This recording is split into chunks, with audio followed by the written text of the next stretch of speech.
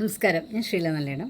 ഈ വരുന്ന മെയ് 10 ഗുരുവായൂർ മേൽപ്പത്തൂർ ഓഡിറ്റോറിയത്തിൽ വെച്ചിട്ട് കലാമണ്ഡലം ചാന്ദിനി ഷാജുവിൻ്റെ സ്റ്റുഡൻ്റായ പിങ്കുവിൻ്റെ മോഹിനിയാട്ടം അരങ്ങേറ്റമാണ്. അപ്പോൾ എല്ലാവരും ആ മോഹിനിയാട്ടം അരങ്ങേറ്റത്തിന് വരണം.